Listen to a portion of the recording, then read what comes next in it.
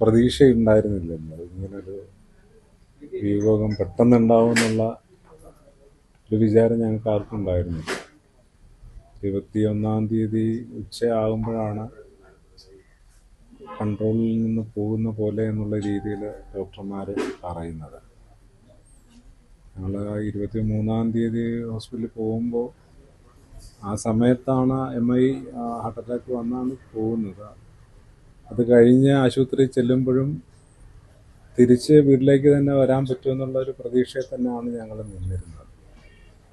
ഓരോ ദിവസവും ഇപ്പോൾ ഹൃദയാഘാതത്തിൻ്റെ അറിയാമല്ലോ, മൾട്ടിപ്പിൾ ഓർഗൻസിന് ഇഷ്യൂസ് ഉണ്ടാകും.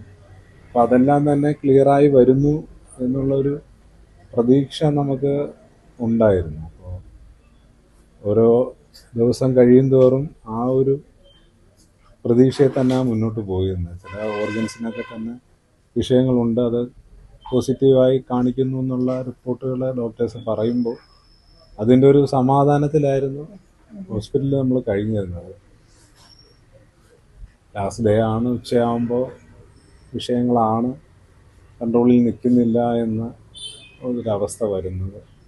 പിന്നെ പെട്ടെന്നങ്ങ് കഴിഞ്ഞു പോയി. അതൊക്കെ ഒന്ന് അംഗീകരിച്ചെടുക്കുന്നതിനൊക്കെ തന്നെയുള്ള ബുദ്ധിമുട്ടുകളുണ്ട്. അപ്പോൾ അതുകൊണ്ട് തന്നെ ആര് ചോദിക്കുമ്പോഴും നമ്മൾ ബെറ്ററായി വരുന്നു എന്നുള്ള പ്രതീക്ഷയാണ് പങ്കുവച്ചിരുന്നത്. അപ്പോൾ ആ ഒരു മെസ്സേജാണ് എല്ലാവർക്കും ഉണ്ടായിരുന്നത്. അപ്പോൾ ഹോസ്പിറ്റലിലെ പാർട്ടി നേതാക്കന്മാരും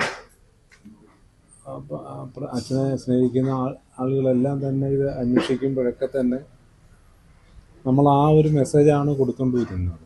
അപ്പോൾ പെട്ടെന്നാണ് കയ്യിൽ നിന്ന് പോകുന്ന അവസ്ഥയായി എന്നുള്ള വിവരം അവരും എല്ലാവരും അറിയുന്നു. അപ്പോൾ പെട്ടെന്ന് ഉണ്ടാകുന്ന ആ ഒരു എനിക്കറിയില്ല അതൊക്കെ എങ്ങനെ പറയുക എന്നുള്ളത്. സ്നേഹിക്കുന്നവർക്കൊക്കെ തന്നെ പെട്ടെന്ന് അച്ഛനെ കാണാനും ഒരു അന്ത്യോപചാരം അർപ്പിക്കാനും ഒക്കെ കഴിഞ്ഞു എന്നുള്ള കാര്യം അറിയില്ല. നമ്മൾ തിരുവനന്തപുരത്ത് നിന്ന് ആലപ്പുഴ വലിയ ചുടുകാട് വരുന്നവരെ ഉള്ള ആളുകളുടെ ഒരു വികാരമൊക്കെ